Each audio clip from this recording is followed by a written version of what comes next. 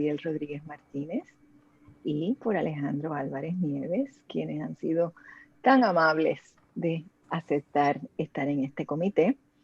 El procedimiento en las tesis es el mismo de siempre. Primero, Josué va a hacer su presentación y luego Alejandro y Gabriel le van a conversar con él, ¿verdad? Le van a hacer preguntas, recomendaciones, observaciones a su trabajo. Luego vamos a detener la transmisión un momentito. Josué va a salir del salón y se delibera la nota y luego volvemos todos, regresamos todos a leer el laudo. ¿Ok? Así que, Josué, cuando quieras, antes de que Josué empiece, quiero agradecer a Luis García Nevares, que es quien está detrás de las cámaras siempre para que podamos hacer estas transmisiones correctamente. Gracias, Luis, por tu ayuda. Y entonces, sin más preámbulo, vamos a comenzar con Josué y su presentación.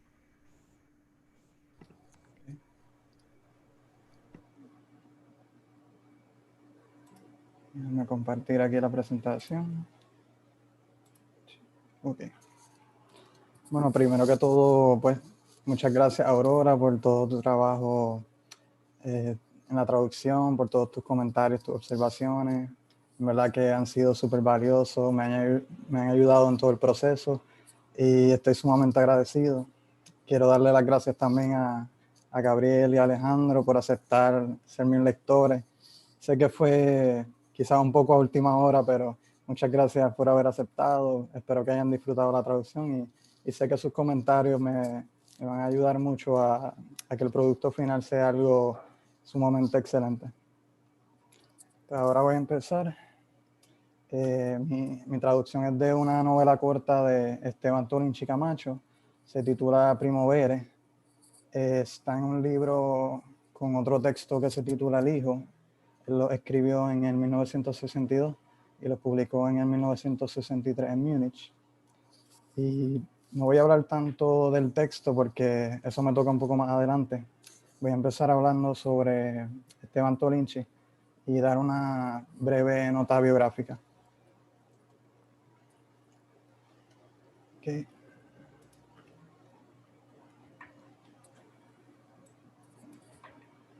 Esteban Tollinchi Camacho nació, bueno, disculpa, la presentación está en inglés porque la traducción la hice al inglés, así que lo redacté todo, así que voy a cambiar un momentito al inglés. Okay. Esteban Tollinchi Camacho was born in Guanica, Puerto Rico on October 20, 1932 and passed away on December 4, 2005 in San Juan. He received his primary and secondary education at the Colegio del Santísimo Rosario in Yauco. And he began his higher education at the University of Puerto Rico, Rio Piedras campus, where he completed a Bachelor of Arts degree in French and Philosophy in 1954. He continued his studies in Europe, where he studied at the universities of Rome, Heidelberg, Munich, which was where he published these texts, and finally in Madrid. In Madrid, he obtained the degree of licentiate or licenciatura in philosophy for a short thesis titled La conciencia unamuniana, génesis ideal, esencia y repercusiones sobre el problema del conocimiento. And after this, he completed his degree of doctor in philosophy for his thesis also about Unamuno, titled La ontología de Unamuno. His thesis director was the renowned Pedro Laín Entralgo, which was a known writer of philosophy text, history. He's kind of a problematic figure, according to my research, but I read an article recently, before he passed away, of course, where he tried to separate his past. He was associated with the Phalanges in Spain. So that's a fact that I didn't know about before I started the process of research. Esteban Tollinchi Camacho was a polyglot. He knew 11 different languages. He could speak Spanish, English, French, Italian, German, which he made many translations from German to Spanish, Russian, Portuguese, Dutch, and the classics, Greek and Latin. Okay. Among his many contributions to the University of Puerto Rico, he was first and foremost a celebrated professor at the College of Humanities, and he offers 75 different courses during his 46 years as professor. His courses range from comparative literature, which was a department he co-founded, to philosophy, modern languages, and general studies. After he passed away, he donated his personal library to the College of Humanities, and he also donated $1 million for the creation of a trust named Humaniora that is dedicated to recognizing the best publications of literature, philosophy, and art in general. Okay.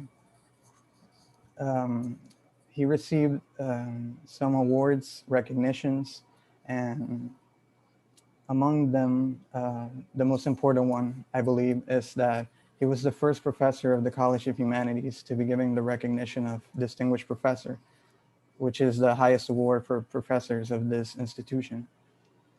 He was also awarded the Premio Nacional de Cultura en Educación in 2005, and the Puerto Rican Pen Club awarded him the Premio Alejandro Rivera that same year. In 1994, he gave a cátedra magistral, a keynote speech titled La Desesperación de los Intelectuales, which I translated to the despair of intellectuals, that was widely acclaimed. In it, he reflected on the crisis of the humanities in the world, as well as at the university during that moment. And this other note that I wrote down, he also published 14 books and dozens of articles and translations. Among his most known works are the nonfiction texts, Las Visiones de Thomas Mann, La Conciencia Proustiana, a very referenced text that is titled Romanticismo y Modernidad, Ideas Fundamentales de la Teoría del Siglo XIX, which I have to thank Aurora because she gifted me 2 of her copies, the 2 volumes. And also Los Trabajos de la Belleza Modernista, which was his last nonfiction text that was published in 2004. His only 2 or 3 works of fiction are El Hijo Primo Vere, which, as I mentioned, were published in the same book, and both are short novels, and Auroras y Crepúsculos, which is his only novel.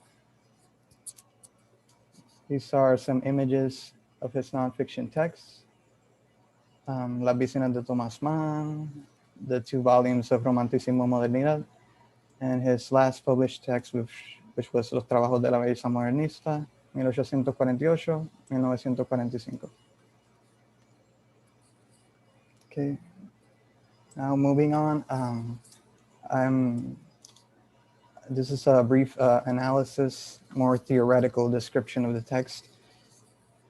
Primo Vere is a realist short novel that, due to its elements of dysfunctional interpersonal relationships, the exploration of the human psyche, and the search for personal fulfillment in life, can be described as an existentialist text with elements of psychological realism. I also wanted to add that there are some elements of naturalism, given that at some points in the short novel, we see how there is like a parallel description tied to the feelings or thoughts of the characters. They seem to be reflected outwardly in nature. Okay. Since I mentioned existentialism, I wanted to give a brief note. The origin of existentialist literature can be traced back to Fyodor Dostoevsky's Notes from Underground, although there are previous texts by Kierkegaard that could also be considered existentialist, but not quite literary, more like a philosophical nature. And also the term psychological realism has often been used to describe Dostoevsky's work. And this particular genre delves into each character's minds to explain the thoughts behind their actions. In Primo Vere, we see mostly the perspective of the protagonist. That's the only difference I found, because Dostoevsky's novels, usually they are more of a polyphonic nature. He tries to explore different characters, perspectives, and thoughts. Other examples of existentialist literature are Nausea by Jean-Paul Sartre, and in Latin America, El Pozo by Juan Carlos Onetti. Okay. In Primo Vere, as I mentioned, most of the text consists of Carlos describing his thoughts and feelings, while dialogue occupies a smaller and secondary portion of the text. This demonstrates Tollinchi's affinity for a type of philosophical text and a literature that is more of a confessional nature, more similar to Notes from Underground, which is kind of like a journal that the main character writes down. So Tollinchi, just as Dostoevsky, privileges more the thoughts of the characters rather than the actions that occur in the novel. The plot of this short novel can be categorized under two forms of the plot by Norman Friedman, as known as the education plot and the affectional plot. These two plots describe stories where the protagonist changes their way of thinking and the way they perceive others for the better due to the experiences that they undergo. Since at the beginning we see that there is a conflict between Carlos and his son, and then at the end he finally decides to meet him and his new wife. We see how his perspective shifts, and there is like a change in his behavior and his way of understanding and accepting the world. Okay. The formal structure of the text, it is not really divided in chapters, which, as I wrote, makes the narrative a bit confusing at times.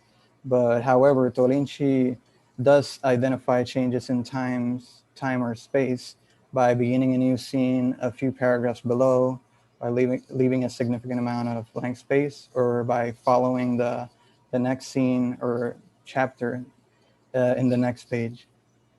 I also wanted to note that, since this is another fact that I didn't mention, the Tollinchi self-published these texts, so they didn't really go through an editor or through a publishing house.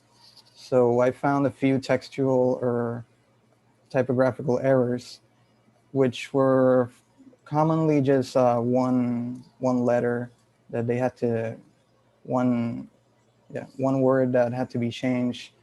In these cases, I highlighted like cambiare, tu cambiara, acostumbrare, tu acostumbrada, which are really just minor errors, but I wanted to point them out to show that the translation in some moments also had to entail a type of revision, a type of editing. And I mentioned that they were most likely written in a typewriter, and that's the reason for the fact that they couldn't just he couldn't just like type backspace and correct the text. And I also wanted to mention that at a certain moment, this occurs with a third-person possessive pronoun, and that if someone would not have completed the paragraph, read it to to the end, then they could have mistranslated that, and the whole paragraph would have changed the perspective. So I think this is an important part of dealing with a text that didn't go through a process of editing. Okay. I will now give a description of the actual plot of the novel. I already mentioned this. El Hijo is one of two short novels that Tollinchi wrote in 1962 and self-published in Munich in 1963. And okay, now I'll move on to the actual description of the plot. This short novel narrates the experiences of a banker named Carlos, who feels dissatisfied with the way his life has turned out and disillusioned with the relationship he shares with his wife Marina and his estranged son Jorge.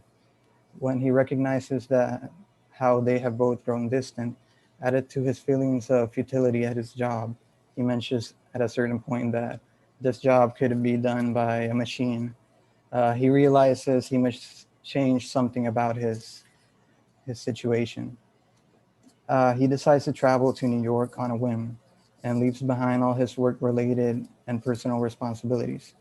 He tells his secretary that he is going on vacation and asks her to let his wife know when she calls the office that he had to leave urgently on a business trip, but to say that she doesn't know when he will come back. In New York, he stays at the Hotel Snowden. His intention of visiting the city is revealed to be his wish to visit an old friend of his past named John Mosley at his address at Riverside Drive. He attempts to visit Mosley on the same day he arrives, but changes his mind at the last minute. After reaching the building, he walks to the front door, and just as he is about to leave, he is confronted by one of Mosley's neighbors, who asks him if he is looking for someone in that building. He makes up an excuse and quickly leaves after saying that it is too late. So here is when we see that really Tollinchi is describing events or situations that can be categorized like mundane. It's not really life-changing or particularly exciting events, but this is what I found to link that text to existentialist texts such as Sartre's or Dostoevsky's. And okay, moving on. Carlos then meets a woman named Ana Teresa Carrers at the hotel where he is staying. And after spending almost an entire day with her, he says that he feels like he has found someone who truly understands him. Afterwards, he reminds Ana Teresa about his business trip, which is really his meeting with Mosley, and attempts to visit him for the second time. This time he actually enters the building, reaches the front door to his apartment, and meets one of Mosley's maids, who asks him if Mosley was expecting him that day. Since Carlos came unannounced, she says that she can't let him in. However, Carlos keeps insisting that he must see Mosley on that same day, and she finally lets him enter and wait in the living room. He sits down, waits, and he notices a portrait that reminds him of someone, but he can't really pinpoint who it is. He waits for a while and eventually stands up and looks out the window. He decides to leave the apartment because when he looks out, he sees, he describes it as an elegant figure that comes out of a black car. We don't know that it is Mosley, but later on we see that it was truly him. He leaves the apartment, and as he is leaving the building, his coat brushes against Mosley's, but he doesn't mention him by name either. He just mentions that this person with this particular coat brushed against him. So again, we see how Tollinchi kind of keeps reinforcing these events that aren't really significant in terms of life-changing events, but these details that perhaps tell more about each character than truly important events could. Okay, so after this, Carlos returns to Ana Teresa's room at the hotel because he had promised to see her. She explains that this is where they begin to talk about her reason for arriving to the city. She tells him that she always comes to the city during that season, which is spring. And we get a hint that the portrait of Mosley's apartment seems familiar to Carlos because it is her, but we don't know this until later on in the short novel. However, she and Carlos both agree that they are looking for someone else, but that they are still grateful to have one another to kind of disguise their loneliness and their lack of that other person that they are truly searching for. So the next day, Carlos decides to visit John Mosley for the third time, which is finally the last one. This is the conclusion of the short novel. When Carlos reaches Mosley's apartment, he enters the building and realizes that Mosley is going down the stairs. But however, he continues walking towards the door of his apartment. It seems like he really doesn't want to meet him, but it's like perhaps his own inner desire, but he knows that the meeting will not be really ideal, perhaps. So the maid tells him that he has just missed Mosley, but says that if he hurries, he can still catch up to him. So Carlos runs downstairs, but instead of speaking coherently to Mosley, he starts spouting these phrases that this is a part that I did not describe of the text, which is a retrospection that Carlos has where he is walking with Mosley in New York years ago, and he starts to repeat phrases from that moment. But since Mosley has left that behind, perhaps he is. It didn't mean the same to him that it meant for Carlos. He starts asking him if he is sick, if he needs help, if he needs him to take him somewhere. Carlos doesn't answer these questions, but just as Carlos is about to faint, Mosley asks him where he is staying. He tells him the name of the hotel, and then shortly thereafter, he faints and then wakes up at the hotel. When he wakes up, he decides to go back home. But before this, he goes to Ana Teresa's room and tells her that he must leave. She presses him to stay, but he tells her that they are waiting for him back home. This conversation is the one where we see that Ana Teresa reveals that her former lover or couple was Mosley, since she says that she met him as he was leaving the hotel after he came and left Carlos when he was unconscious. So I didn't add this part, but this is the moment where it's revealed. After this, let's see. Carlos tells Ana Teresa that he promises he will meet her next spring, and right as he is about to leave, he senses or hears in the distance sobs coming from her room. So we get the idea that this meeting will probably never take place. So it's a kind of tragic ending. On the way to the airport, the narrative voice, which is not really Carlos, Tollinchi, the narrative voice travels to the outskirts of town and describes a field of saffron flowers. I highlight this part because the short novel is titled Primo Vere for a reason. Tollinchi chose it because besides meaning spring in Latin, the primo part also means beginning. And I think that this is significant because it is like a rebirth that Carlos undergoes, a change of perspective. And I don't think this description is just something unrelated to the story, or rather a recourse that Tollinchi used to highlight the same fact. So after the description of these saffron flowers that are beginning to bloom once again, after the mantle of snow covering them has melted, Carlos returns back home, and after speaking to his wife for some time, he tells her that he wants to see his son and finally meet his wife, which is this same process of rebirth and renewal, and the being seen in nature and in the person, the characters, which is also what I briefly mentioned when I said that this text has some elements of naturalist literature. Okay. The most important themes of this short novel are interpersonal and family relationships. More significantly, the conflict in these relationships.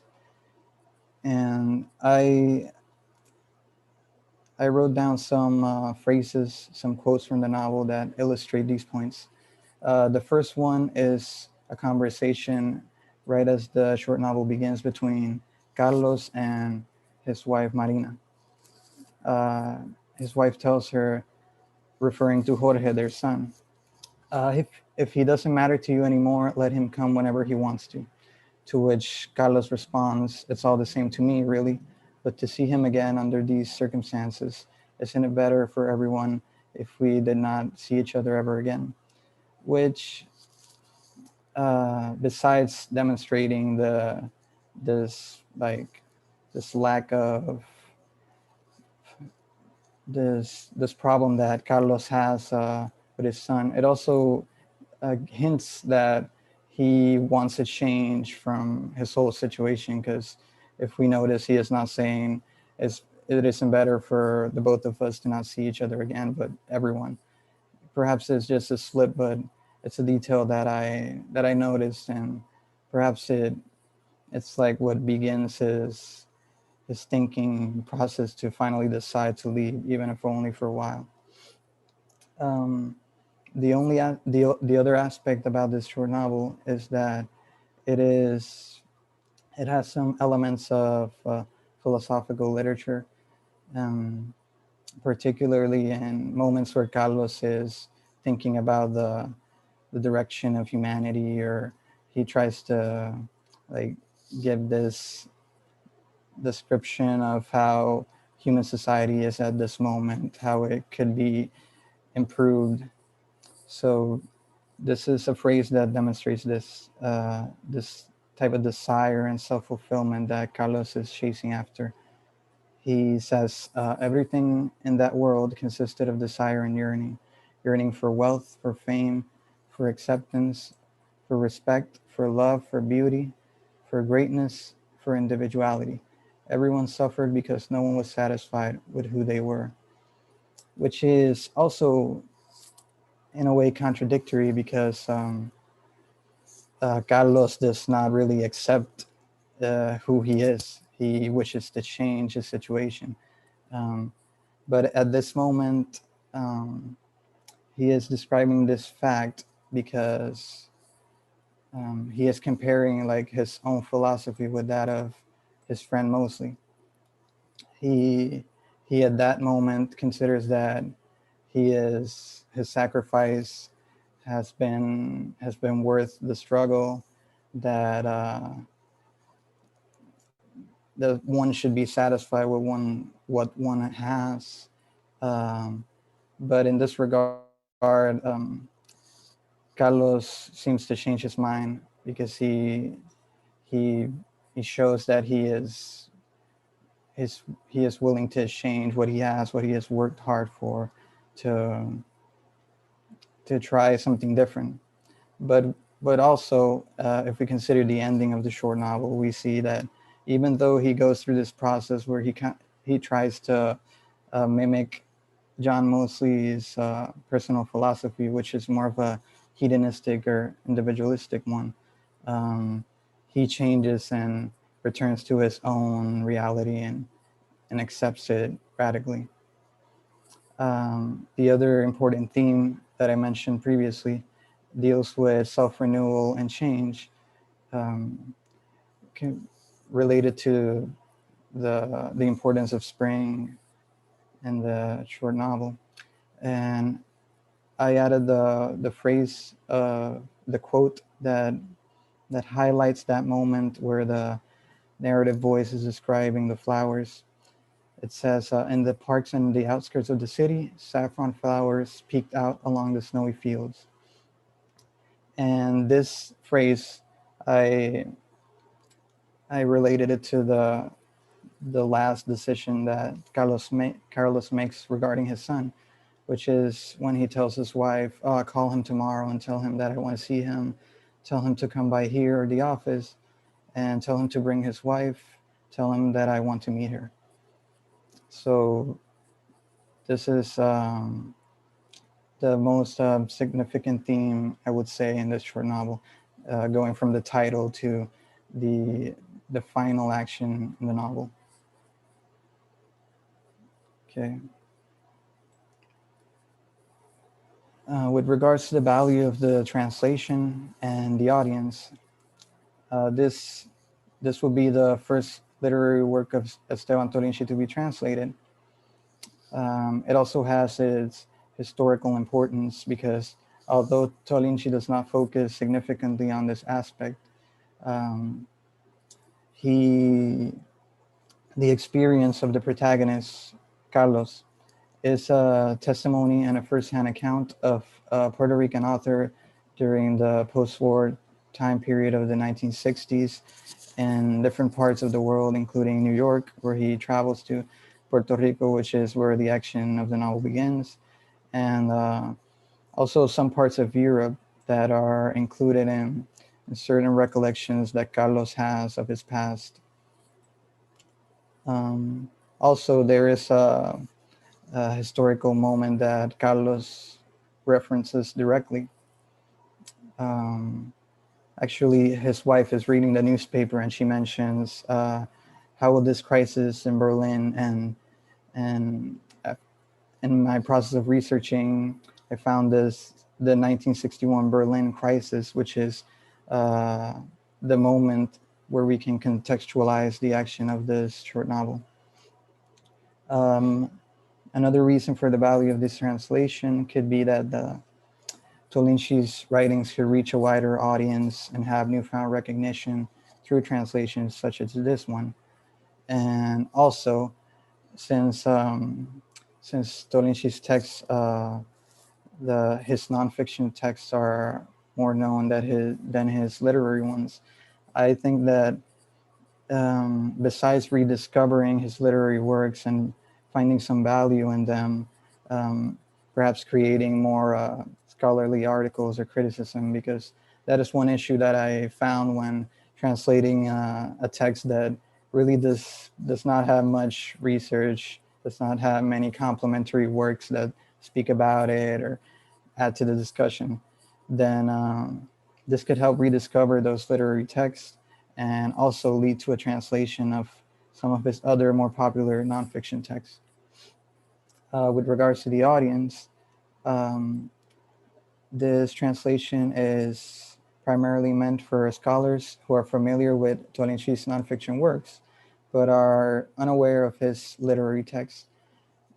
In addition, it could also be meant for enthusiastic readers of Puerto Rican literature that wish to explore other authors that are not part of the main canon of Puerto Rican literature. I wanted to mention that this short novel could be said to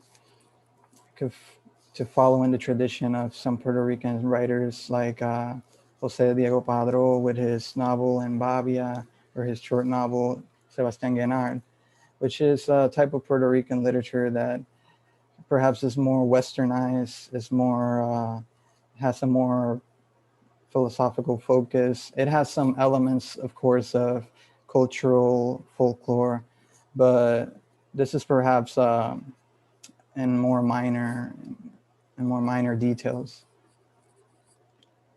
So, moving on, the different translation difficulties that I encountered with this text were mainly, well, the use of diminutives such as iglesita, placita, viejito, mesita, and jorgito.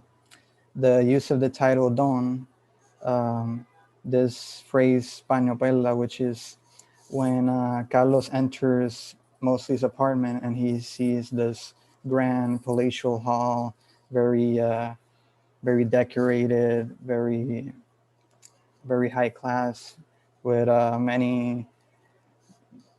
with a lot of decoration that he says makes him feel provincial in a way. Also, the TV distinction was another problem in the translation, particularly since at a moment Carlos mentions the word tutear, which really has to be reworked in English because this type of form of address, this distinction between tu and usted is not really in English, and I had to rework it. So moving on to the solutions.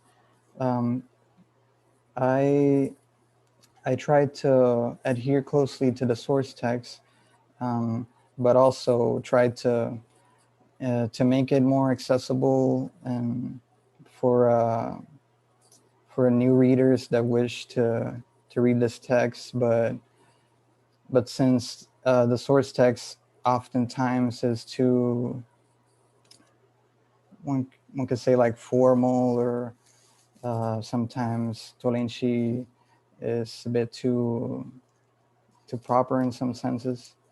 Well, I chose to combine, like try to adhere closely, but still make accessible text for a wider audience. So in the case of the diminutives, I added the adjectives little or small to preserve these diminutives, instead of just putting the noun without any adjective. Because although I believe that these adjectives, and I explained that in my preface, although these adjectives may be just a stylistic choice, they don't add really essential information to the text. Then I wanted to preserve the style, to kind of foreignize the text, so people would see that, realize that it is a translation, and it includes these details that I did not wish to simply erase. However, the final diminutive Jorgito, since it is a proper noun, it could not be translated, so I left it as is in any instance that it appeared. The other problem was the use of don in Spanish, which I initially attempted to change to Mr., but I found that really Mr. or Mrs. is utilized more when combined with the last name of the person. And since Carlos is always described on a first name basis, then I chose to leave it Don Carlos, because in some instances where it is used, it is Carlos's secretary at the bank, and I felt that this form of address is a bit more formal. And if I would have left simply Carlos, it would have changed, like perhaps the relation they have, or how a reader would understand a relationship they have. In the case of paño perla, which is hanging tapestry, I looked for this, like this collocation, this combination of paño and perla together, but really could not find any other parallel text that used it. So I decided to focus on the visual aspect of this type of cloth, since this is not what Tollinchi seems to highlight, since he seems to show a lot of importance to the colors and to like the senses. I left it as pearl colored tapestry and left the type of cloth or fabric unspecified. And also this perla used as an adjective can be seen in another moment where they describe a bufanda perla, which I also translated as pearl colored scarf. So this last difficulty of this slide is the distinction between tú and usted that does not really occur in English. So to solve this, I decided to focus on the formal and informal implications that these forms of address represent. Since Carlos mentions that it is that when he is meeting her, he says that he asks her, is your name Teresa? Because he had a dream the night before, but she tells him, not quite. My name is Ana Teresa. And he says in the Spanish version, oh, of course, a waiter wouldn't refer to you like in a first name basis, because he thinks that he has heard that name before. So I replaced tutear in this case by the phrase of waiter wouldn't be so informal to refer to her as Ana Teresa, which is her first name. And it's also tied to tú. That's another fact between tú and usted. When usted is used, it is more often combined with the complete name of the person, first name and last name, whereas tú could just include the first name of that person. So, okay, so this was the solution I arrived at with tutear. These last translation difficulties were the idiomatic phrases, which really Tollinchi does not use many, but I still think it's significant to mention them. And also the explicitation that was necessary in the target text. Sometimes Tollinchi writes these sentences that perhaps when you translate them literally, when you translate them literally, you could be confused or it could raise ambiguity. So I expanded or amplified that sentence so it would be better understood, also in favor of the readers of the text. So for the idiomatic phrases, I combined two solutions. First, I paraphrased, and also in contrast to the explicitation that I mentioned, I used economy, which means like to use less phrases in the original text. The first phrase, a flor de labios, is mentioned twice, but I decided to translate it differently on both occasions. The first time that it occurs, it is when Carlos first tries to visit Mostly for the first time, and he is discovered by the neighbor. When he is talking to him, he never stares at his face, and it says because he is afraid that if he looks at him, he will see him with a smile, or in this case, with the shadow of a smile, which is how I translated it on this first occasion, trying to preserve a bit of the poetic and figurative connotation that the original idiomatic phrase has. Instead of using more neutral words like a hint of a smile or a trace of a smile. But however, in the second time that it is used, it is Ana Teresa who describes it as a recurring gesture of John Mosley. And since it is something that is repeated, on many occasions, I translated it in this moment as always, or with a ready smile always. That is that helps to understand this idea of a repetitive pattern of behavior.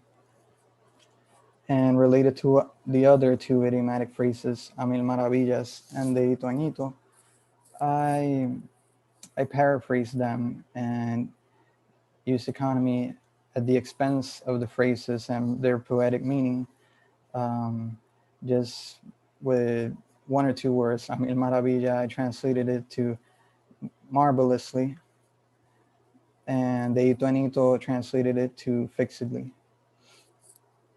So in the next difficulty, which is the explicitation in the target text, which occasionally made me fear that the translation would end up having more words, more pages than the original text. I tried to keep that on the same level, but frequently the translation exceeds a bit the length of the source text. So the instances that I wanted to highlight regarding explicitation is when Carlos is working at the bank and he says that he's going to set like an alarm for a quarter hour. And in the Spanish text, when this alarm or chime rings, he only says sonó el cuarto, which, and if I would translate this literally, sorry, it wouldn't really make much sense, because it would be like saying the quarter hour rang or chimed. So the translation in this case was the quarter hour chime rang, since the original text does not really have an object that produces this chime. I have to add that in the translation. The other case where this happens is where Carlos mentions that he draws near the console table to see himself, where in Spanish he only says se acercó a la consola a observarse. I had to translate by adding the console mirror to demonstrate that although he drew near the console to look closely at himself, he was staring at himself in that mirror to dispel any ambiguities. So this is the final kind of translation difficulty, but I would say it's more of a stylistic choice. I understand that if the translation would be more literal, it would try to preserve these phrases as closely as possible. But I believe that translation, just as writing, is a political act, really. And the choices that one makes while translating or writing kind of informs who we are as translators or writers. So in the case of mujerzuela, which is an insult that Carlos says, or he uses it to refer to his son Jorge's wife, I translated it to libertine, because this word actually shares the same meaning as mujerzuela, but it is not a pejorative expression that is tied to the female gender, which when I researched in Merriam-Webster, this word that I mentioned, which is the closest equivalent in English, which is slut, it has a problematic history, because Merriam-Webster says that it is usually used for women. So I wanted to translate it in a more neutral way, to use an insult that carries the same meaning, but it's not insulting or degrading to women.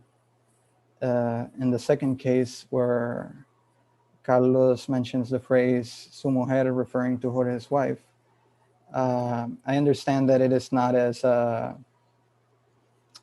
strong insult, or not really an insult, but perhaps denotes a sense of possessiveness that in Spanish it is more frequently used. But I translated it as his wife, because to translate it literally as his woman would be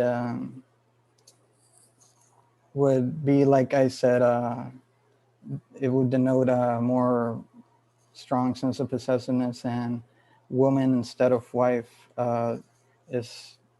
describes her whole being, her whole sense of self, whereas wife is really the title, and what Carlos is, I understand, is trying to say. And finally, the moments where Carlos mentions mankind, which in Spanish is el hombre, I decided to change this phrase to humankind, because I believe that it is a more accurate and inclusive term that is more neutral than just mentioning mankind to refer to the humanity, which I understand that adds some words to the text, perhaps does not help to in the sense of economy of a translation that should, particularly from Spanish to English, that should have less words. But I stand by it, because I believe that it is it is perhaps a minor detail, but I think it is very important and significant. Okay, the final remarks that I have about this short novel and this translation is that since Tollinchi wrote a book about Thomas Mann, which I mentioned previously, Las Visiones de Thomas Mann, I want to add these parallel moments in the short novel Death in Venice that I see also in Primo Vere. First of all, both are short novels. With regards to the characters, both are middle-aged men who experience drastic changes to their already established lives. And also the stories, both of them take place after the two of them decide to go on vacation, although Carlos mentions it as a type of business trip. The character in Thomas Mann's novella, Gustav von Eschenbach, actually does go on vacation. I want to mention these quotes that share similar concepts and also are similar in form. Yes, in Tollinchi's text, Carlos mentions how he felt yearning for remoteness, such a lively and new pleasure, or perhaps forgotten and found again, which I found a very similar phrase in Thomas Mann's text, which says that Gustav von Eschenbach says, he was conscious of a youthfully ardent desire for faraway places, a feeling so intense, so new, or at least unaccustomed and forgotten for so long. Both phrases share this yearning that both characters have for moving far away, feeling this yearning to leave behind what they had before, to have new experiences. And it is also important to note that these two sentences come before both characters decide to travel. Carlos, Tollinchi's protagonist, mentions it when he is working at the bank right before he tells his secretary that he is going to leave. And Aschenbach also mentions it just as he is about to travel and eventually go to Venice and meet his object of fixation, I would say, which is statio. This other phrase is also important to note, which is when Mann's protagonist says, his heart was filled and stirred by a paternal kindness, by the emotional attraction that a man who through self-sacrifice creates the beautiful in his mind feels towards one who possesses beauty itself. In Tollinchi's case, Carlos mentions, how could I have created such beauty, with regards to his son Jorge. So in this case, although Thomas Mann is referring to his love interest, which is Tazio, which, as I mentioned here before, represents for them the Platonic ideal of beauty. Tollinchi utilizes the same kind of this recourse, but to describe his son. So while in Thomas Mann it is perhaps more carnal or sexual pleasure, Tollinchi is more of a paternal love. Let me see. Okay. So in that regard, I think this is yes. Okay. After that comparison between the two short novels, we reached the end of my presentation. I'm going to take this time to thank everyone, thank Aurora, thank my readers, Alejandro and Gabriel, and also thank my family, my friends. Some of them may be connected right now, so I want to say hi to them. Thanks for connecting. Want to thank Also my sisters. One of them is in Spain right now. I shared the link, so she may be watching. Thank you for watching. And also thanks to my partner, which has really been a strong support for me these few months of lockdown and isolation, which really have been tough. And besides this, I wanted to read this quote by Harriet Jacobs. It describes the spring, which is an important theme, as I mentioned, of this short novel. It says, the beautiful spring came, and when nature resumes her loveliness, the human soul is apt to revive also. So on this note, I end my presentation and I leave it up to Gabriel and Alejandro to listen to their comments. And thank you once again.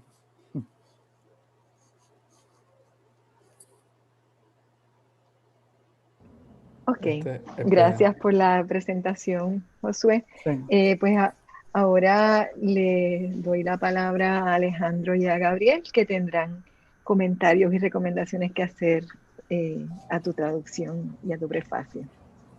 La experiencia va antes que la juventud. Sí, dale, Padawan.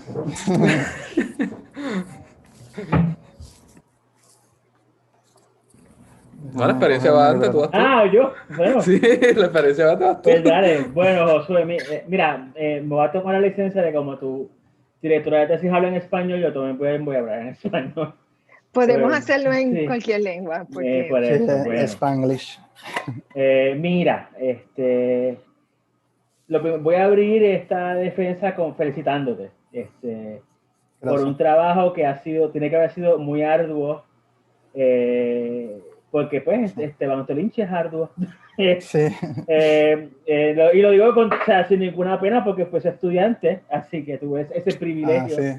Tuve el privilegio de tomar, pues yo soy masoquista y tomé clásica con Liliana Ramos Collado y pues la plaza de medievalista era de Tollinchi. O sea, esa era su plaza. Cuando murió es Miriam Paul Hill, la que está ahora, quien reemplaza a Esteban Tollinchi. Así que pues yo en mi mentalidad siempre abarcando más de lo que quiero apretar, pues dije, pues sabes que como tú, ¿verdad? Tenés que escoger entre clásica y medieval, pues yo la cogí las dos. ¿Verdad? Porque es porque Liliana de una clase tan chula que me quería seguir y pues seguir la continuidad, ¿verdad? Así que no podía perder la oportunidad. Además que ya Tollinchi era un living legend, ¿verdad? Había dos living legends en comparada para esa época. Una era Manfred Kerkhoff, con quien también tuve el privilegio de coger clases porque él daba clases en comparada para Están. Y era un clasicista espectacular. Lo que pasa es que estaba en filosofía y no podía verla. Y Tollinchi que tenía su clase en comparada, pero iba prestado a filosofía cada rato, o sea, se pasaba saltando entre, ¿verdad? Así que y no ha habido puertorriqueño más europeo que Esteban Tollinchi, ni creo que lo habrá, ¿verdad? Porque así como tú lees la novela, así mismo hablaba. O sea, ese es su lenguaje coloquial, o sea, así que, de verdad, así que muy exquisito, muy elegante. Bueno. Muy afectado. Sí, de verdad, me trae recuerdos, porque digo, así de elegante era, así de duro era también. Sí. Los profes de comparada tienen todavía creo que lo tienen, ¿verdad? Esas chulerías que son bien chéveres, pero son bien duros a la misma vez. Bueno, y severos, ¿no? En términos de cantidad de lectura y a la hora de evaluarte, ¿no? Por eso es la parte del de ahí. Evidentemente, ya para romper el hielo y que te sientas tranquilo, el propósito de esta defensa es para evaluar si el estudiante es capaz de abordar una traducción más extensa, ¿verdad? Tipo parecido a lo que te tocaría en el mercado. ¿Verdad? Así que a modo de pregunta general, pues esto lo has logrado muy bien. O sea, así que eso ya lo puedes sacar lo sacamos del medio y nos tranquilizamos un poco. Y te aplaudo también por ser bien atrevido. Eres bien atrevido con tu nota. evidentemente demuestra que viene de literatura comparada y no has podido evitar un análisis exhaustivo del texto que realmente pues yo nunca lo he visto en el programa y pues te felicito por hacer eso. Porque demuestra, ¿verdad? Creo que no lo vas a poder evitar si no lo haces así de esa manera, ¿verdad? De alguna manera lo tenía que meter. Sí, ¿verdad? Así que eres como una especie de pionero en ese sentido. Pero también el ser atrevido tiene sus consecuencias, es que los riesgos son mayores y ahí lo tenemos que hablar, ¿verdad?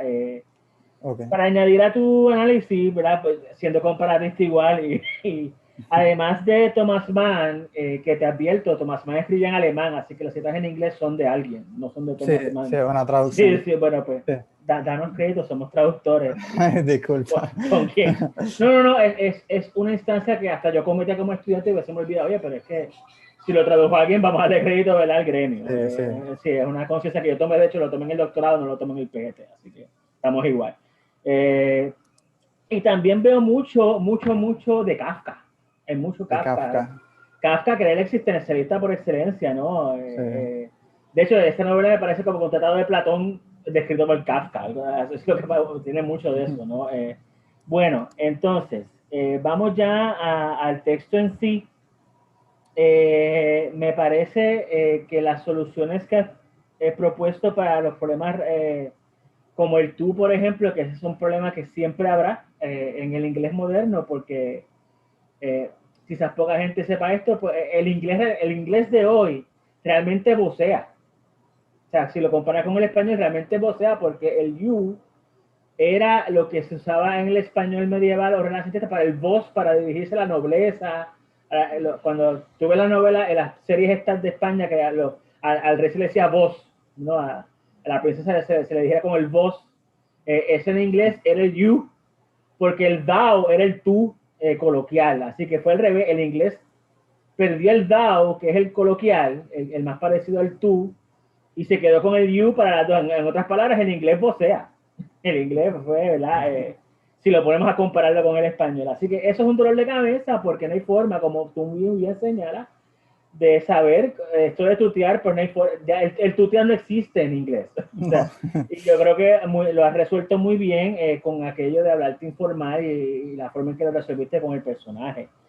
Había una forma antes en las reglas de etiqueta que era acentuar el you, o sea, lo coloquial es decir how do you do, por ejemplo, y lo formal es decir how do you do, ¿verdad? Eso, pero eso es oral y eso es etiqueta, es una novela no lo vas a ver, no, sí que no te servía tampoco para nada. Así que me parece que esa modulación, que realmente esta es una modulación, ya que usan bastante bien los términos de la traductología, que de hecho es otra cosa por la cual te aplaudo, Gracias. La utilización de la terminología traductológica, y de la verdad que me has recordado muchos autores que Catarina Riz, Bergman, son autores que cité en la tesis, o sea, que me dice ahí un poco de verdad, recuerdo de esos años. Bueno, pero entonces hay lo que sí quizás yo tengo problemas. Son dos cosas. Uno, a mí me parece que en general, porque es que en la tesis me pones, ¿verdad? Déjame buscarla aquí en mi pantalla.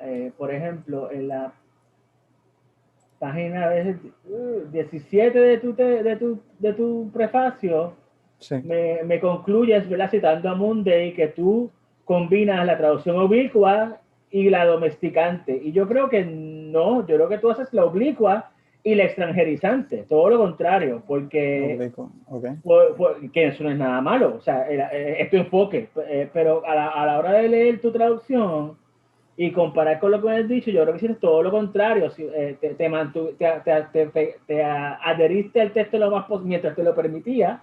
Eso, te vuelvo y repito, no es un juicio de valor, es un dato. Y cuando el texto no lo permitía, te echabas para atrás. Entonces, ¿verdad? Y buscabas la forma, que es la oblicua que estás mencionando. Así que yo creo que es al revés, no es domesticante, sino es todo lo contrario, es extranjerizante.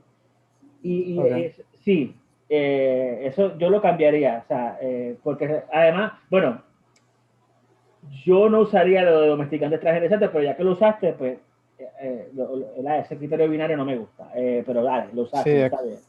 leí también que eso se cuestiona, que los Sí, extranjerizantes a veces es difícil uno saber en qué punto se extranjeriza. Ya que estoy contigo, vamos a estar hablando así. Mira, lo que pasa es que tú nunca domesticas absolutamente ni extranjerizas. Siempre hay Exacto. siempre hay, ¿verdad? Un sub y baja y no hay forma de hacerlo todo extranjerizado y todo domesticado y no caer, ¿verdad? Lo que le llaman enfoque binario, ¿verdad? Que es lo que hace que con Benutto era muy absoluto, con Benutto Exacto, sí. Sí, que es como muy purista, no se puede hacer completamente. Yo creo que quien traduce tiene la libertad de, pues yo me apego aquí cuando me echo para atrás, me echo para atrás y yo soy el traductor, ¿verdad? Y por eso es que, pero nada, pero los haces bien, o sea, yo no objeto que, ¿verdad? A mí no me da ninguna rabieta que use esa terminología, porque la usan bien y eso, pues después que lo uses bien no hay ningún problema. Ok, entonces, donde sí, mira, en cuanto a la traducción per se, yo vi muy pocos problemas de sentido, vi muy pocos, pues, como siempre, uno se come comas, algunas preposiciones las tienes con el régimen que no es. Realmente yo no tengo mucho problema con la traducción hasta una cosa, porque es que está en tu nota y se refleja en tu traducción. Y es, yo te aplaudo la búsqueda de un lenguaje más inclusivo en un texto, ¿verdad? Pero yo no sé si esta es la novela para hacerlo. Y te voy a explicar por qué. Por qué. Y créeme, tu argumento está muy bien fundamentado y te aplaudo por fundamentarlo con los autores que son, ¿verdad? Ahí están. Lo que pasa es que Carlos es un macharrán. Sí, es verdad. Entonces y vamos a ver, claro, Esteban era Greatest Generation y por más progre que era, pues, he was a man of his age, tú sabes. Exacto, sí. Y mira, sí, estoy de acuerdo contigo, y cuando hay seminarios, pues, yo no, eso del hombre, eso no existe, eso no debe existir en el léxico de verdad. Sabes y soy el primero en oponerme. Pero no sé si esta sea la novela para hacerlo. Pero fíjate, no en todos casos. Hay veces en que sí puedes poner humankind, pero cuando Carlos habla de su hijo, por ejemplo, Ajá. ahí sí es man, porque es su hijo. Y de hecho, esta novela, ahí Tollinchi es un poquito precursor, porque esta novela tiene que ver mucho con la masculinidad, Sí, es verdad. con un hombre que entra en... Esta es una novela de Middle Age Crisis. Es un intelectual que entra en crisis con su propia masculinidad. Entonces, no puedo eliminar manhood, no puedo eliminar mankind de aquí, porque es que el tipo ve el mundo como un hombre masculino. O sea, ¿verdad?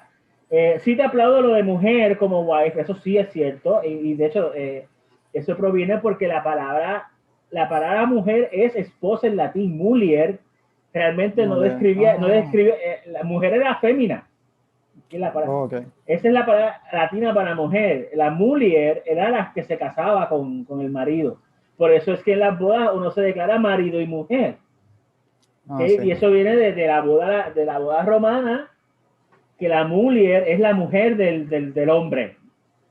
Bueno, ¿verdad? Así que hiciste bien en cambiarlo a mujer y no a esposa, ¿verdad? Bueno. En los títulos también creo que se ve que cuando se cambia a doctora, usualmente antes se identificaba a la mujer del doctor. Entonces, en el caso de Mujerzuela, fíjate que Carlos las quiere insultar, es su intención insultarla. Quizás, yo te transo contigo, vamos a hacer un happy medium, quizás no tengan que hacer slut ni whore, pero puede ser hag o hussy o algo, ¿verdad? In between, que no necesariamente sea tan, o sea, entiendo, o sea, en otras palabras, veo tu lógica por no querer ser tan, pues, fuerte, contundente, ¿no? Y que no se vea... hay un montón de harlot, por ejemplo, es otro que puedes usar. Sí. Es que también es un lenguaje más porque yo sí, y estoy de acuerdo con que él no quiere llegar a slot o whore. Sí. O sea, no quiere llegar a eso en inglés.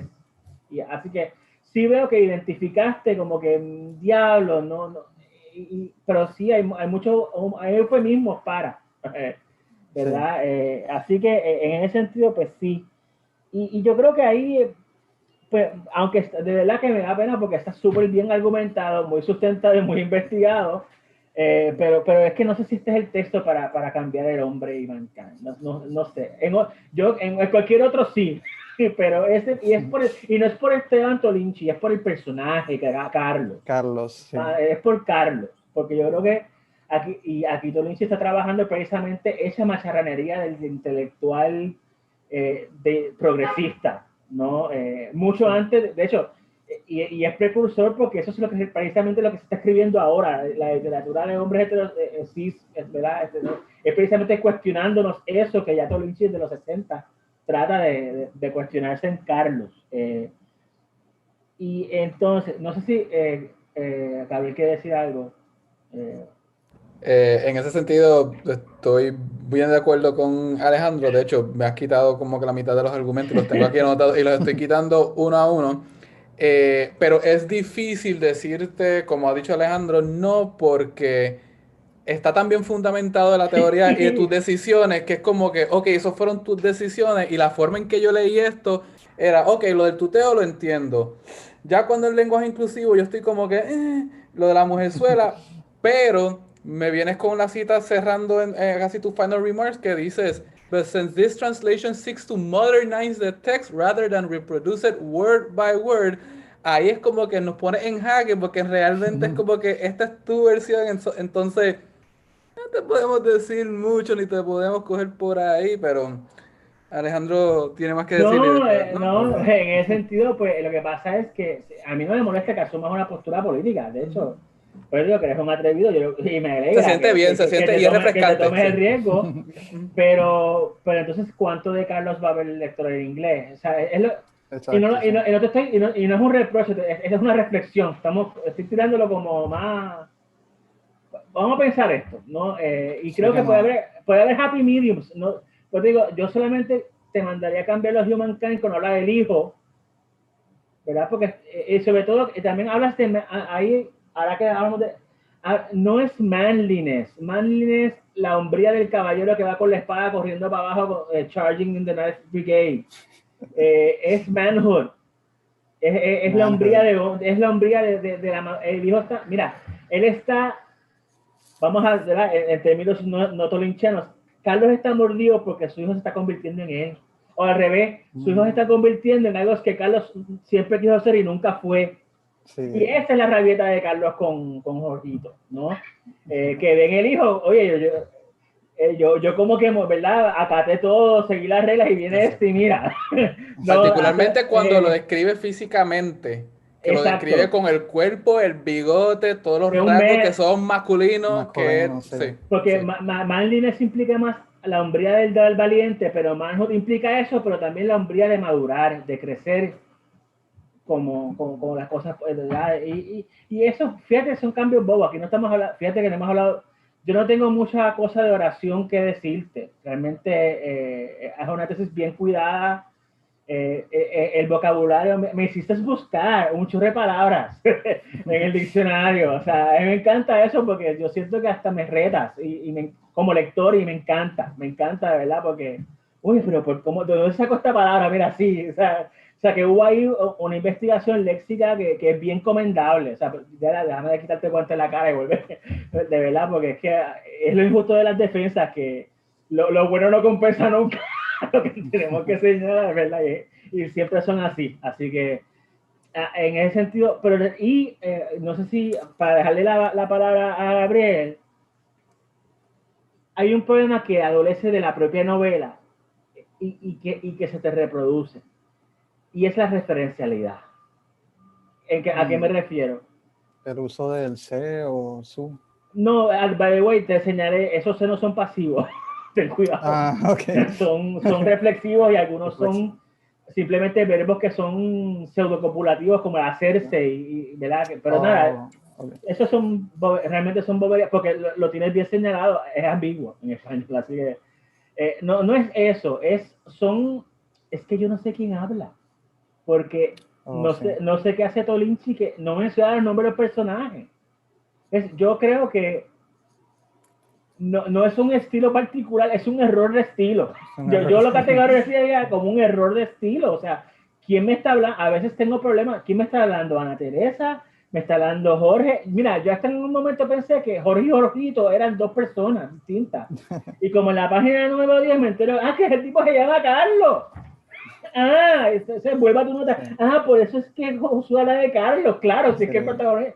Eso también me causó un problema hasta el principio, porque dice comentó tras el periódico y yo pensaba originalmente que era Carlos, pero claro. Marina, la esposa. Hay un problema, hay una decisión que vas a tener que tomar, y es que tienes que añadirle esos Carlos y esos Jorgitos, por lo menos, no todos, porque serían, pero por lo menos lo suficiente para que el lector no se pierda, porque es que el inglés lo exige, o sea, aquí no hay break, y en ese sentido, lo podés añadir en tu nota y no es ningún... Es un problema de traducción, pero tampoco es un issue, es una convención del inglés que tienes que acatar. Y eso te lo fuerza, como que la traducción te fuerza la mano a ayudar al lector, y no hay nada de malo en eso, pensando, ¿verdad? Ahí puedes buscar a Dean Gensler y a María Timoshko, si quieres, ¿verdad? Ya que te gusta la teoría, pues yo rápido me pongo generoso, ¿verdad? Hablar de... recuerda que la traducción ahora se ve mucho de la teoría de la comunicación y la comunicación, es lo que está ahora. Y al comunicarse se explica, y al explicarse se va a añadir palabras. O sea, eso es inevitable. Y hay como una especie de, ¿cómo digo yo? Tendencia predominante a que el traductor le eche una mano al lector, ¿verdad? A menos que el autor sea, que no tenga quien la autoría, ¿verdad? Una intención de no ayudar al lector. Que hay un poco de eso en Tollinchi, y creo que tú, precisamente por eso es que no reproduce esa aclaración, porque Tollinchi es un autor bien extranjerizante. Tollinchi es de la vieja escuela, de que tú tienes que descifrar. Eres tu lector, ¿quién? ¿Verdad? Tienes que bregar conmigo. Por no sus clases, ¿verdad? Bueno. By the way, él sabía provenzal, él leía los poemas de Petrarca, él no estaba en provenzal, y los leía en provenzal. Sí. Eso era brega, ¿sabes? Para escuchar cómo suena el original. Sí, no, y los declamaba y todo, o sea, la verdad que era un lujo con el clase con él. Bueno, pero sí, eso, que yo te circulo donde me pierdo, he, him, y de repente un he es Carlos y otro him es Jorgito. Sí, o he, el taxista que lo lleva al hotel. Y realmente es el problema principal con que tengo, porque las otras nociones que tienes de léxico, a veces te apegas demasiado a las frases como en quien promete renuncia, creo que es, pero son cosas menores y son decisiones tuyas, que realmente pues es una cuestión de gusto y no una cuestión de error, ¿verdad? Y eso te lo voy a dejar, porque realmente ha sustentado muy bien tus enfoques, y cuando uno hace eso, pues uno te da, ¿verdad? Ese margen de libertad. Pero básicamente es eso. Quizá enmendar esto del lenguaje inclusivo no es que sí es lenguaje inclusivo, es que el personaje es machista. Y ya entonces, pues ahí, y quizás yo sería más como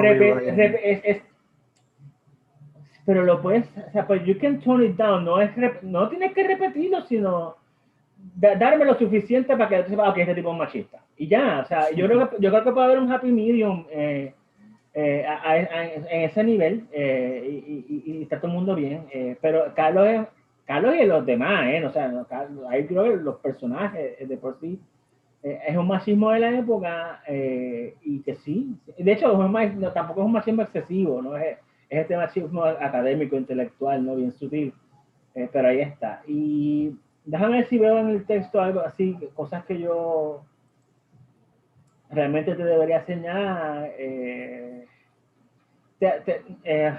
Vale, tienes, te seguiste de páginas mínimas, ¿sabes? Por si acaso. Sí. pero eso está bien, estamos en Navidad. Sí. Espérate que déjame darle esto más rápido.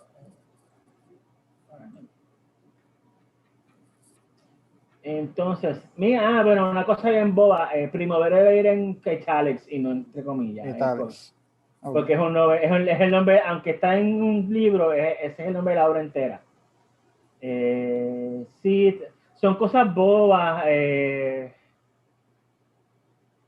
sí, de preposiciones, quizás algunos léxicos demasiado pegados que no quiero irme uno por uno porque realmente hiciste tan buen trabajo que reflejaré con todo lo contrario si me pongo uno por uno, ¿verdad?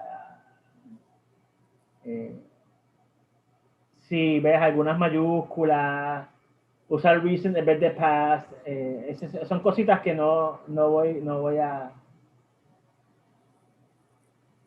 Ah, sí. ¿Por qué contraíste todos los verbos? Una pregunta que te da. Sí, yo sé que quizá no contraer hubiese sido más parecido al mismo lenguaje que emplea Tollinchi, pero eso fue una de las razones o pues las decisiones que tomé cuando lo quería modernizar o crear una traducción un poco más accesible a un público de ahora, no tratar de dejarlo tan literal. Las contracciones también me ayudaron a disminuir quizá un poco la cantidad de palabras. La traducción siempre va a tener como 10% más. Okay. Sí, eso es o sea, es hasta un estándar. O sea, no, mira, podemos hacer un happy medium. Los personajes pueden contraer porque cuando uno habla exacto, contrayendo. cuando está hablando, pero entonces cuando está pensando las cosas. Pero si te fijas en autores contemporáneos como Hemingway, como el inglés Joyce, ¿verdad? Ellos no contraen. Y el registro de Tollinchi es bien alto, elevado. Así que quizás por lo menos cuando hablen, pues sí, pero y yo transo con eso. Y ahí sí. Y yo creo que ya, dale tú, Gabriel. Bring it home.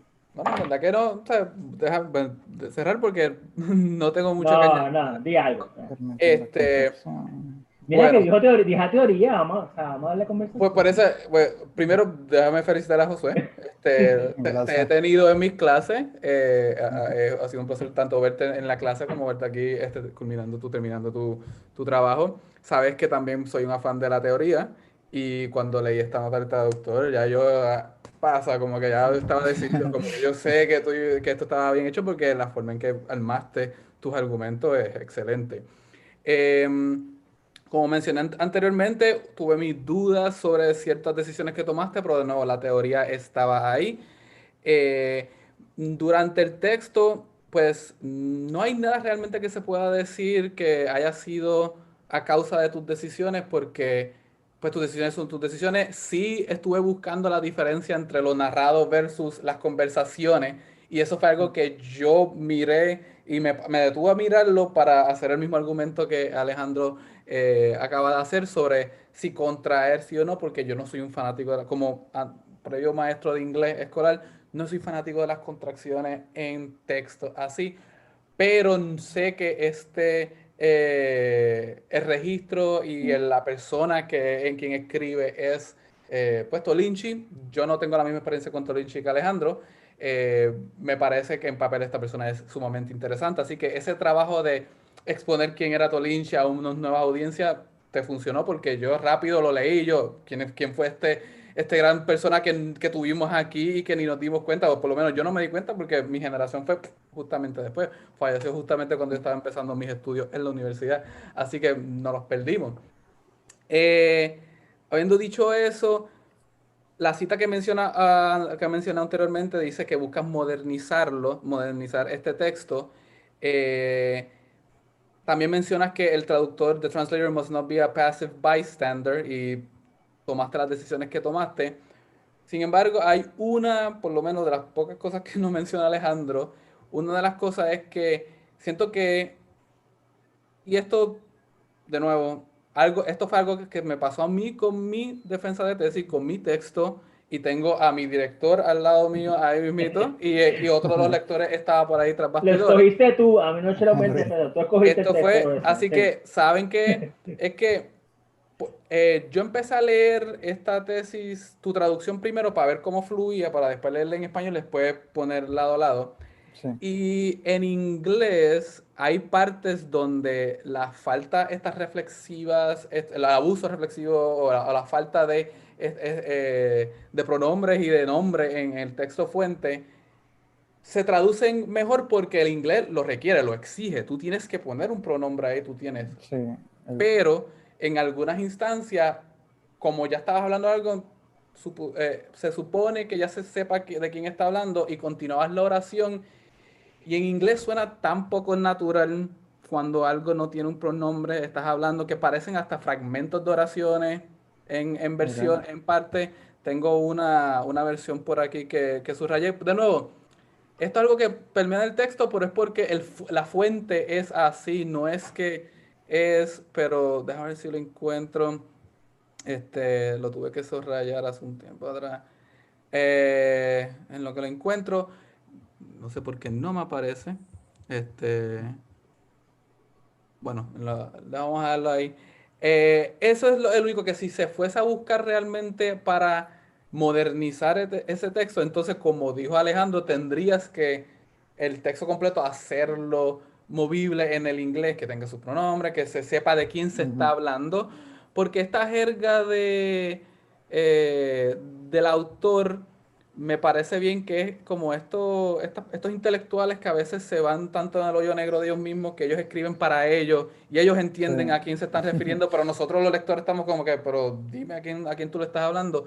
Y me parece que esta novela, en este texto, pasa eso. De nuevo, no es tu culpa. Es No, texto de partida, es por el texto de partida. Yo, es el texto fuente que es así, así que realmente no, ¿sabes? De nuevo, tú tomaste tus decisiones, tuviste lo que viste, fue algo que me pasó también a mí con mi texto, pero tú eres mucho más ágil, yo considero, en ese nivel, así que eso es lo único. Secundario es añadiendo a lo que Alejandro mencionó de que el personaje principal es un macharrán.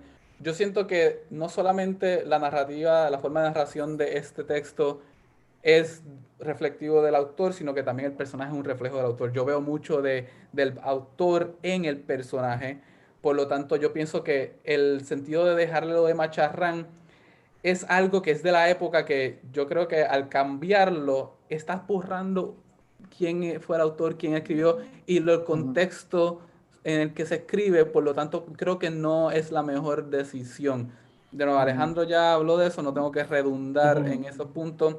En verdad que no tengo nada que decir. Unas letras mayúsculas y minúsculas, cuando mencionan universidad, la mencionan en mayúscula. Yo creo que es por de esto, pero en verdad que no te voy a quemar. no, están marcados, después los ves. No te voy a quemar la vida por esas cosas, en verdad. Como dijo Alejandro, es un reto, esto es un reto que te decidiste tomar. Tú dices, no en la presentación se mencionó que no se han hecho traducciones de este texto. Yo creo que el traductor que se meta con esto tiene que ser alguien bravo y alguien dispuesto a meterle las manos a esto y has hecho un buen trabajo, así que en verdad que te felicito. Gracias por traer quién fue esta persona a mi vida. Yo no sabía quién era Tollinchi y en verdad que tengo los tabs ahí con su otra escritura y en verdad que voy a estar buscando más de esta persona porque me gustó. Así que muchas felicidades y eso ahí concluyo. Gracias. Bueno, pues yo cierro con, para cerrar el mambo, una última comparación, porque el libro, pues claro, es un nombre en latín y también Sí, refleja su Primo Vere. época. Era muy existencialista, vanguardista, y recuerdo T.S. Eliot y Ezra Pound les encantaba hacer eso, es decir, poner el nombre de sus textos en griego-latín, Sí. y Es que, Tollinchi era un gran clasicista, o sea, él le encantaba, o sea, de hecho menciona, ¿verdad?, muchas obras, menciona el Hermes, por ejemplo, que ese Hermes va en cursiva porque es una inclusive, escultura, by the way. de Praxíteles. Sí, de Brasil, eso es su clasicismo, ¿no? Sí. ¿Verdad? Y sí, lo del título iba a sí. mencionar que fue algo que me faltó en la presentación, que es una referencia a un poema de Carducci. Sí, sí, porque en el epígrafe. él adoraba Carducci. Y sí, no, era experto bueno, experto en todo, pero era recuerdo mucho la clase de sonetos petrarquista con él, o sea, era una delicia, ¿no? Le encantaban los poetas italianos de varias épocas. No, yo solamente voy a cerrar porque por tu atrevimiento, ¿no? O sea, pues recuerda a mí, yo abordé, yo escogí, ¿verdad? Yo me aburro mucho y yo me aburro mucho, escogí una autora y es difícil para hacer para mi tesis, que fue Silvia Pérez Curbelo, que en vez de un registro bien alto, era al revés, era un registro alto que bajaba, subía y bajaba todo el tiempo, entonces era como una especie de montaña rusa en cuanto a estilo. Y claro, tú eres como yo, no somos hablantes a que dominamos el inglés, no nuestro idioma natural, pues fue bastante duro. Al fin dije, voy a escoger esta autora porque está bien chévere, y después era como que, diablo. Sí, el proceso yo me imagino que la experiencia fue bastante parecida.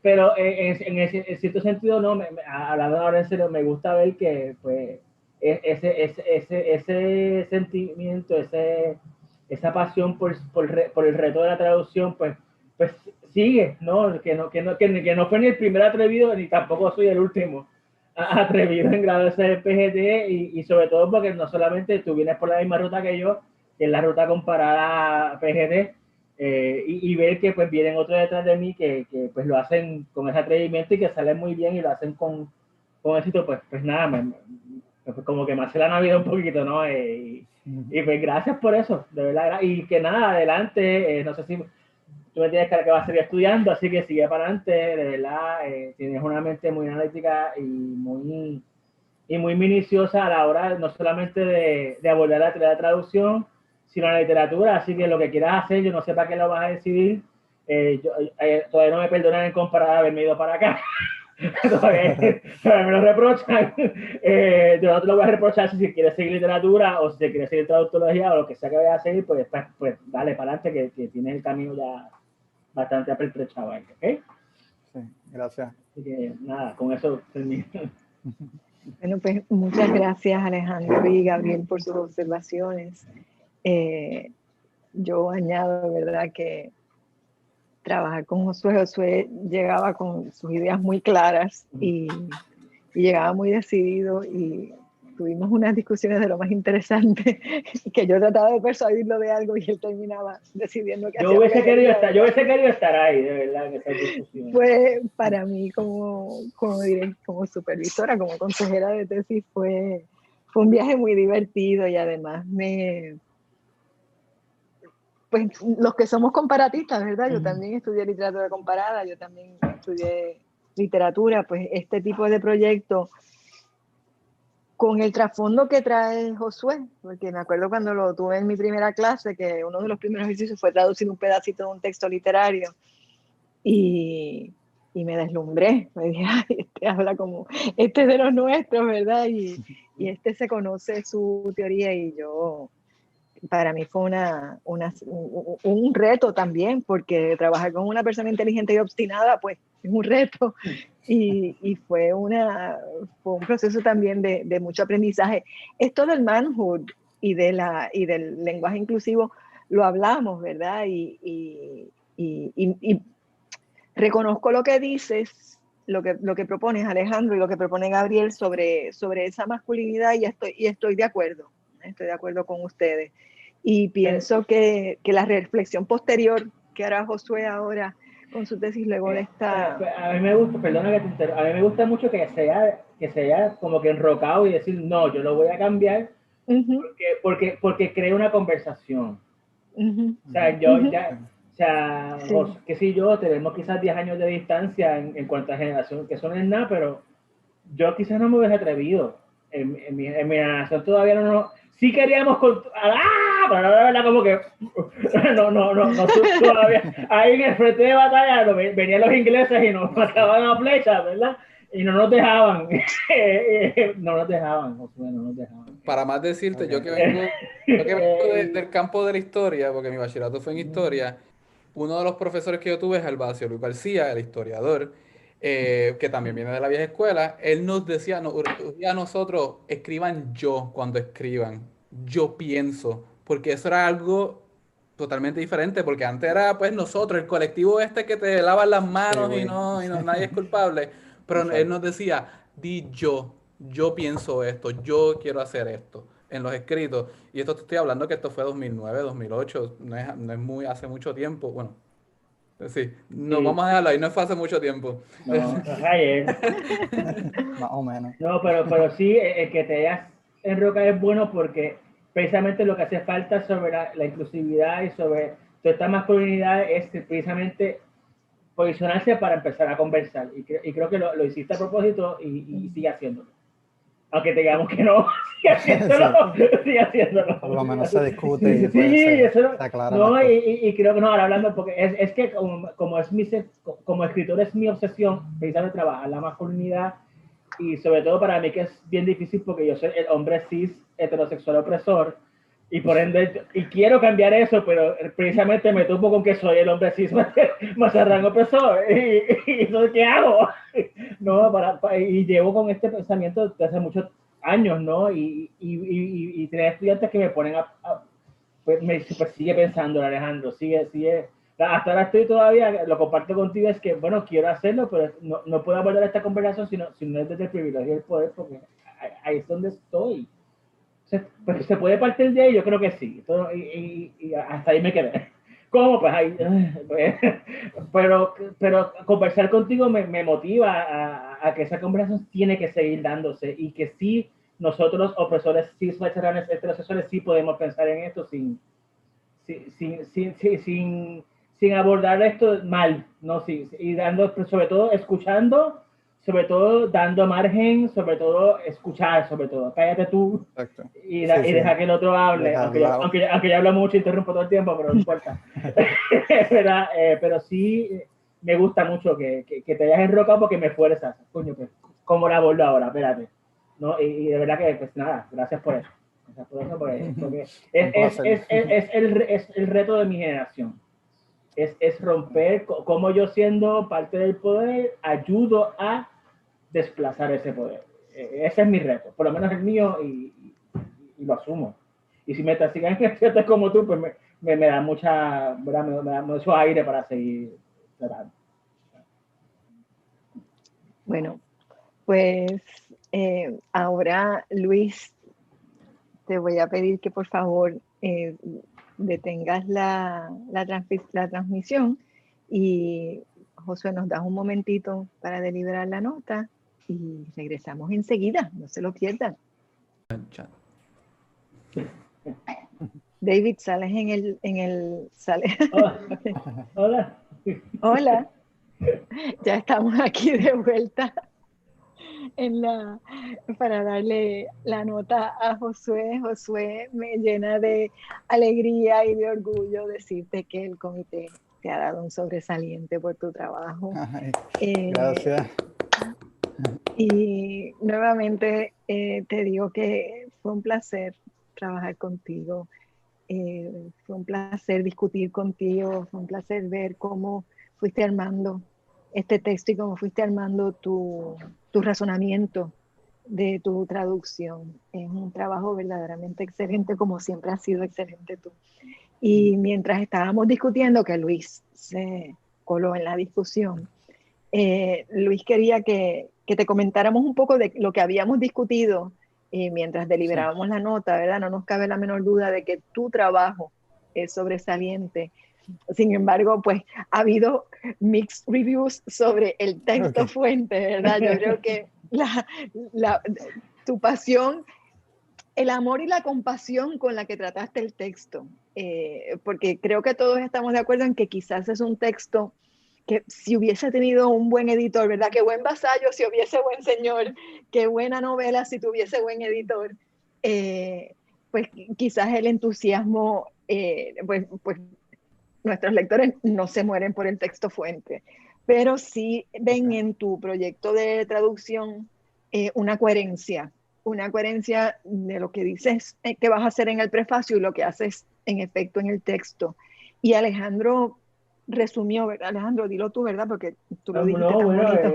el sobresaliente más que nada responde a, primero que supiste ubicar el texto en su contexto histórico y sobre todo, no solamente en una de verdad diacronía de secuencia temporal, sino que con los otros textos de la época. O sea, ha sabido, ¿verdad?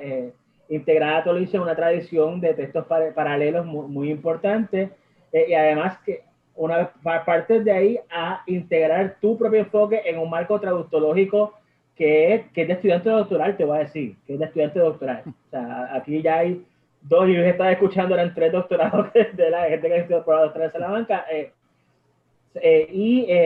Aparte de y no te quedas en la teoría, sino que lo aplicas a tu práctica de traducir y esa integración pues es lo que hace que esta tesis sea. Y sobre todo hay algo que dijo Aurora que quizás que hay en la novela, que quizás piénsalo para ponerlo, porque esta nota tuya, este prefacio es publicable as it is, o sea, como prefacio, como paper. Añadirle también esa ambigüedad quizás con un elemento de queerness que hay ahí bien subyugado, que has muy bien leído, quizás tu traducción refleja que has leído cierto subtexto queer claro en la figura Mosley Carlos, ¿verdad? Que de hecho, que claro, explica muy bien por qué me traes Muerte en Venecia, ¿verdad? Al final de tu presentación, sí, o sea, que esa evidencia que lo viste claramente, ¿no? Y no sé, añadirle quizás un poquito de eso y piensa quizás publicar ese como paper solo, ¿eh? O sea, pues sí, lo voy a tomar en cuenta, sí. Gracias, Alejandro. Pues felicidades, mijo, tienes sobresaliente y te... Gracias. Vete a celebrar a DH, hay toque de queda. ¿A dónde? Bueno, hoy, porque ya... Tengo todavía hasta las 8:30 por lo menos. Pues te vamos a dejar que te vayas una vez más. Bueno, damos por concluida la defensa de tesis de Josué. Felicidades porque ya maestro. Tienes tu maestría en traducción. Muchas gracias, Alejandro. Muchas gracias, Gabriel, por estar en esta defensa, por sus comentarios tan inteligentes y su conversación tan extraordinaria. La he disfrutado muchísimo. Disfruté mucho de escucharlo hablar con Josué. Muchas gracias al público que nos acompañó, a la familia de Josué, que pusieron algunos comentarios. Groupies. Sí. Saludos. Sí, me lo enviaron también. Sí. Y entonces, pues ya vamos a terminar la transmisión y nos vamos a quedar nosotros 4 para unos